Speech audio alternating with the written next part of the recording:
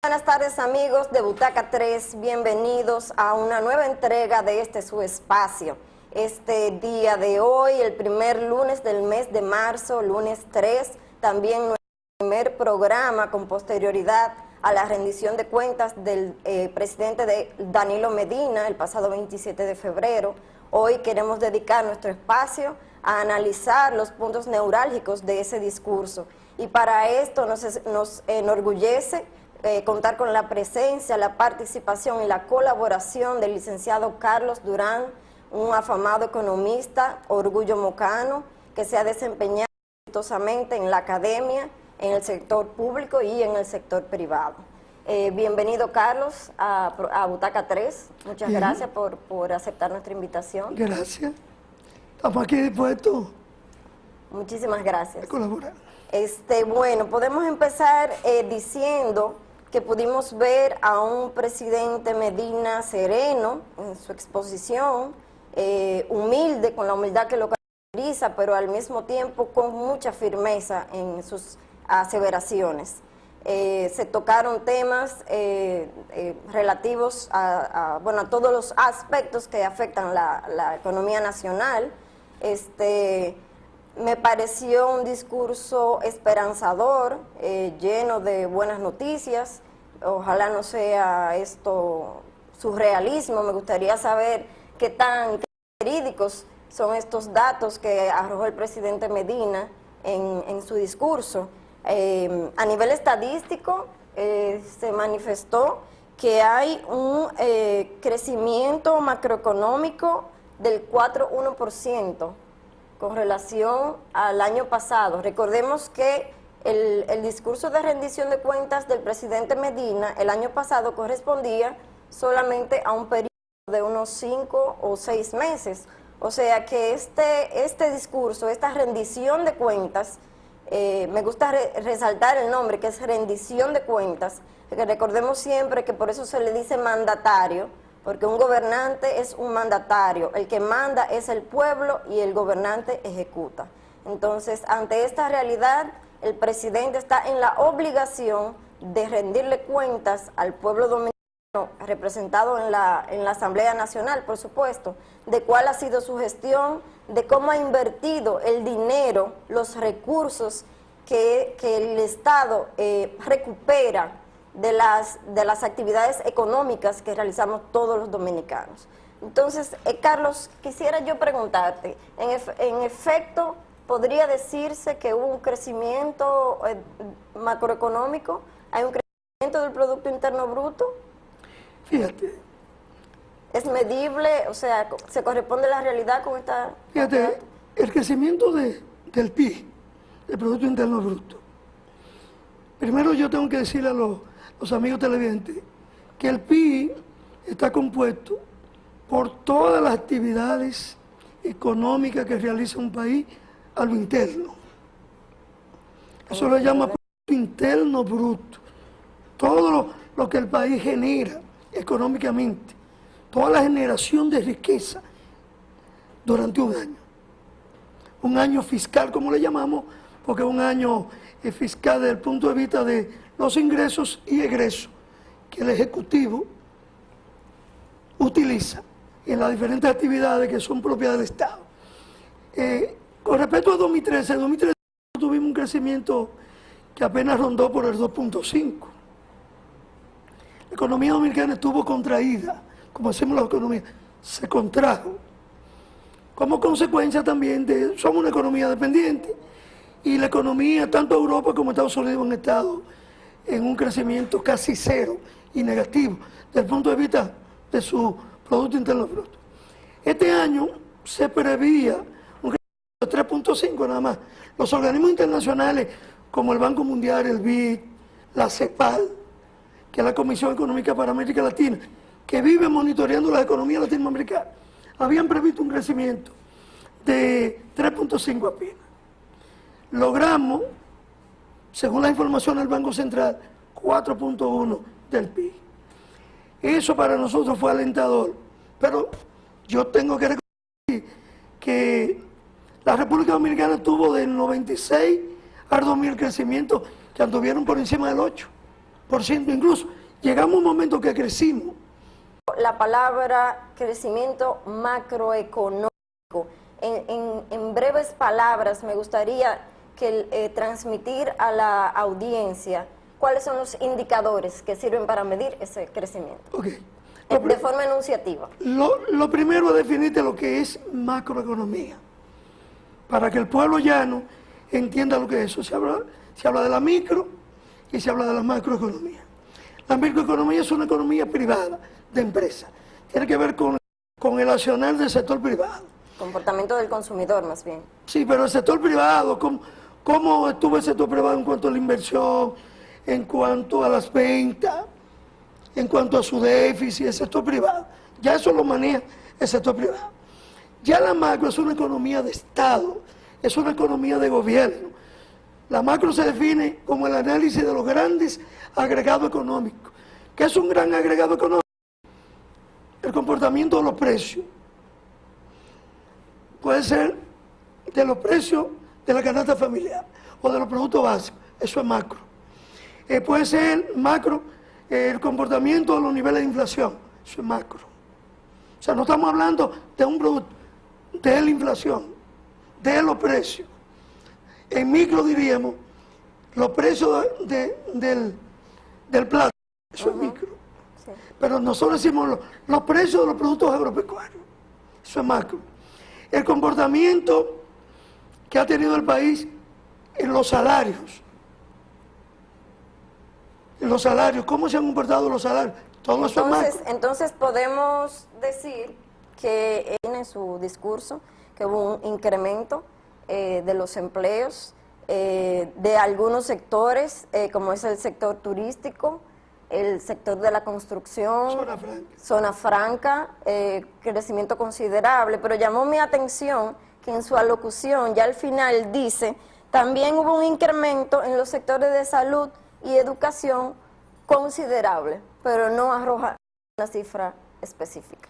Fíjate, hubo un aumento, el sector de educación, para nadie es un secreto que el sector el niño lindo del presidente. Es el sector puntual en este momento, y yo felicito esa iniciativa del presidente, porque la educación, yo no estoy conforme todavía, un año apenas de ejecución del 4%, en un año, pero ese logro que tuvo el pueblo dominicano del 4%, tiene que concretarse en los próximos 10 años en un cambio significativo en lo que es la educación, que en este país no avergüenza.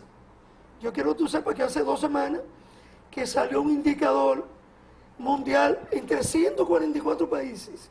La República Dominicana ocupó el lugar 143 en rendimiento académico. Yo que soy educador, eso me da vergüenza. Nosotros tenemos que superar eso. La República Dominicana con ese 4% y con el interés que ha puesto el Estado, tiene que ser un compromiso de todos. Por eso se ha firmado un pacto por la educación. Se está en proceso de eso. Un pacto, eso no es un problema de Danilo, de ningún gobierno, es un problema del país, de todos los dominicanos. Tenemos que superar de una vez por todas la debilidad que presenta a mí la base de desarrollo de un país, que es la educación. La educación. Entonces, él habla de educación porque la inversión en educación es sumamente importante y se han mejorado las condiciones como para los padres. Efectivamente, así es. Además, el presidente anunció la construcción de 5.000 nuevas aulas. 10.000 nuevas aulas a nivel nacional, con tan extendida, muy preocupado por la calidad del desayuno escolar, cuyos productos van a ser adquiridos a los productores nacionales para garantizar la calidad de la alimentación de los estudiantes, y además de que se dinamiza también la economía interna. Me parece una excelente medida. Igualmente pudimos ver que el presidente esgrimió importantes logros en lo que tiene que ver con el sector agropecuario. Aumentó el presupuesto asignado al ministerio correspondiente, creó proyectos habitacionales, políticas de incremento de salarios para los empleados, facilidades para adquirir viviendas a módico precio, como podría decirse. También a nivel salud, yo diría que el logro, por decir uno, más importante que podemos enunciar ha sido la erradicación de la, ¿cómo se llama?, la tasa diferencial que tenía que pagar el paciente, sí, en la tasa de desequilibrio. La balanza de pago no es más que del dinero que entra y que sale dentro del país, lo que tiene que ver con la regulación del comercio exterior, que se vende y que se compra de fuera.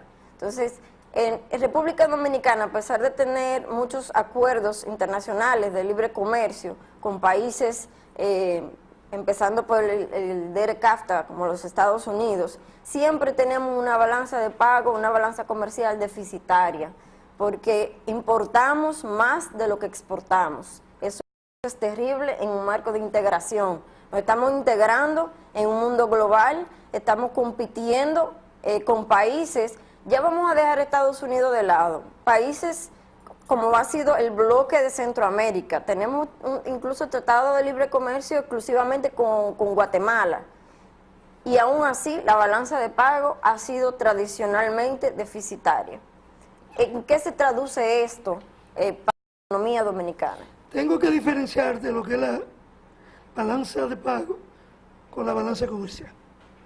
La balanza comercial solamente es la comparación entre nuestras exportaciones, lo que vendemos fuera, y nuestras importaciones, que es lo que compramos.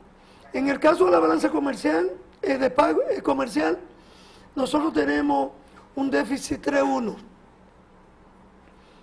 Vendemos 1, exportamos 1 e importamos 3. Ese es un déficit histórico que la República Dominicana, como economía pequeña, emergente, subdesarrollada, en el ámbito de nuestras relaciones, pero esa balanza tenemos que igualarla con quién.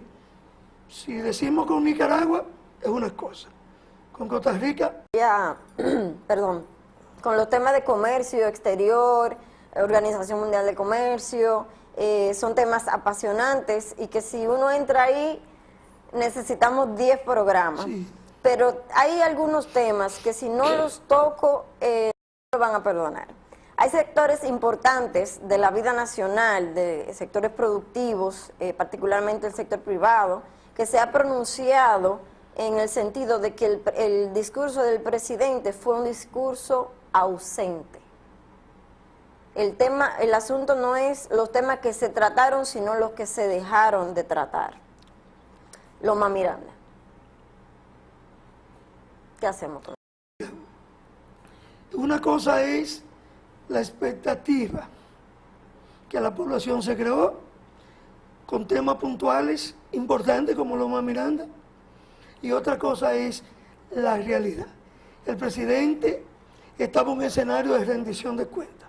Loma Miranda no es rendición de cuentas. Rendición de cuentas es qué ha hecho el Estado Dominicano, qué hizo durante 2013 con todos los recursos que los dominicanos aportamos a través del fisco. ¿Qué hizo? ¿Cuál fue el desenvolvimiento del gobierno con el presupuesto nacional? Llámese ingreso y egreso, gasto e ingreso. ¿Qué es lo que se planifica para un año? Loma Miranda es un tema político, social y económico. Que el presidente en su momento, lo estoy diciendo hoy, lo va a tocar de manera especial. Y yo espero que sea por donde el oído del pueblo está sintonizando. El oído del pueblo está sintonizando de que Loma Miranda debe ser convertida en una reserva, y yo estoy de acuerdo. Debe ser parte de nuestro matrimonio ambiental, y yo estoy de acuerdo. Pero ¿por qué el presidente lo tocó? Porque ese era un tema político y hay una comisión todavía haciendo levantamiento sobre qué procede. Hay un levantamiento que se hizo con un organismo internacional y se está haciendo un levantamiento técnico con una comisión que creó el presidente, que va a rendir un informe, y cuando el presidente entienda conveniente que incluso le conviene al presidente porque es un tema político. ¿Qué pasa? La expectativa estaba perfecto. Si el presidente hubiera sido un demagogo, pero el presidente ha demostrado mucha humildad. Observamos que fueron 32 páginas, un discurso de 2 horas, solo de rendimiento de cuentas en qué se han gastado los recursos del país, qué cosas se han hecho, en qué nivel se han hecho, qué proyectos hay, porque también, por ejemplo, se tocó el tema eléctrico, que es un asunto que está en proyecto. El gasto eléctrico es un tema puntual. Yo digo que este país tiene 2 problemas graves, que es el tema haitiano y el problema eléctrico. No es posible que la República Dominicana en el siglo XXI todavía siga con una cultura que cuando hay apagones aplaudimos. Eso no es posible. El aparato productivo nacional y las condiciones de vida dependen mucho del problema eléctrico. Y el presidente lo mencionó, muchos dijeron que no lo tocó a fondo, pero es que viene un pacto eléctrico. Es un tema denso. Es un tema, ustedes recuerdan el caso Barrigol, el pacto eléctrico es mango.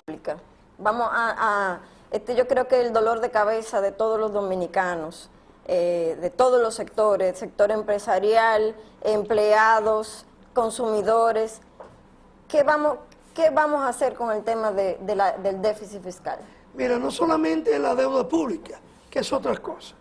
La deuda pública ya el compromiso que nosotros tenemos con gobiernos y organismos internacionales, y a partir de la crisis de Baninte de 2003, la deuda está organizada. Carlos, pero es que estamos hablando de que el 42% de las recaudaciones fiscales van al pago de la deuda pública. Sí, pero eso tiene una explicación. Y no logramos reducir la deuda. No, mira que lo que pasa.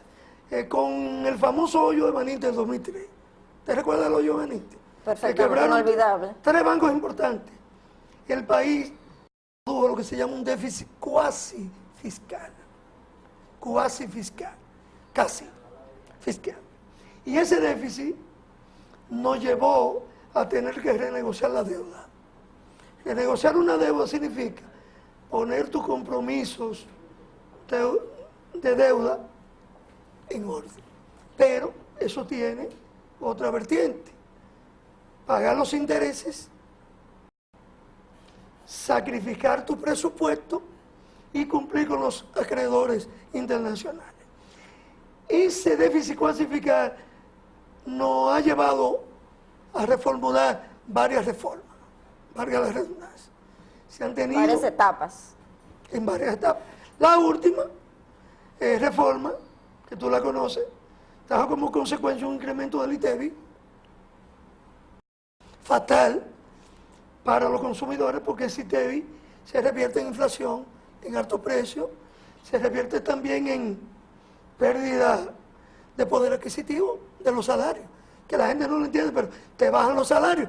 Cuando suben los precios, tu salario se reduce. ¿Por qué el aumento de salario es inflacionario? ¿Tú sabes por qué el aumento de salario es inflacionario en estas economías? Es una pregunta.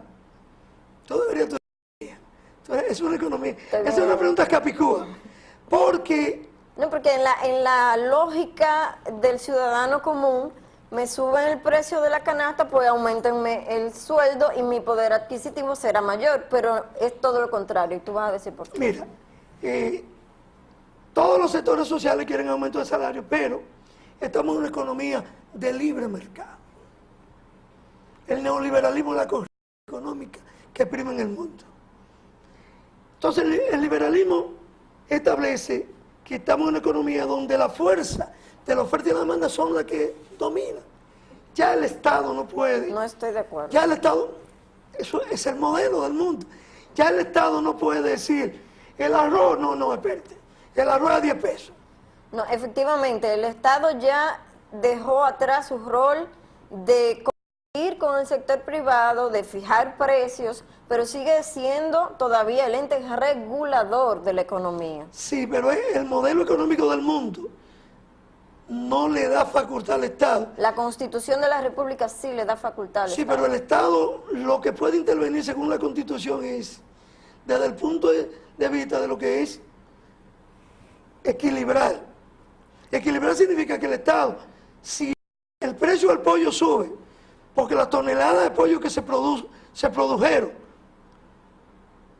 son menores que la del consumo nacional, el Estado debe traer pollo y equilibrar para que el precio sea asequible al consumidor y el productor pueda vender también con margen de beneficio. Efectivamente, es un ente regulador de la economía. Ese ente regulador, pero el Estado no le puede decir a un productor pecuario el pollo lo venda a 10 cuando el mercado dice que a 25, ¿cómo está? El Estado no puede.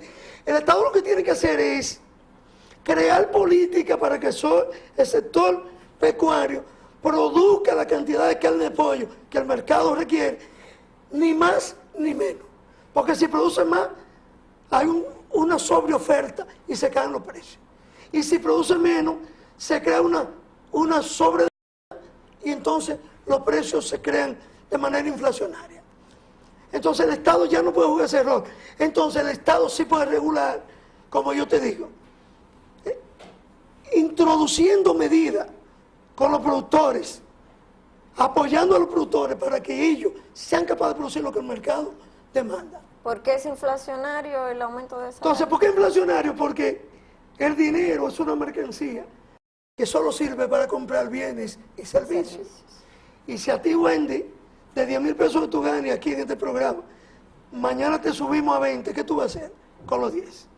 Salir al mercado a buscar nuevos productos que tú antes no podías. Entonces tú creas una presión.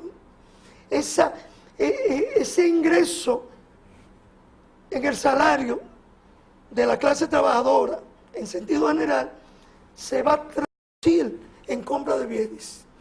Pero hay otro factor inflacionario, que es que el sector comercio, dentro de una economía injusta, de pobreza como el neoliberalismo, porque hay que decirlo, claro que a ti no te gusta, dentro de un modelo económico capitalista, neoliberal, injusto, de pobreza, ese modelo hace que el sector comercio no bien subimos los salarios, cuando ya ellos han aumentado los precios de todos los bienes de primera necesidad.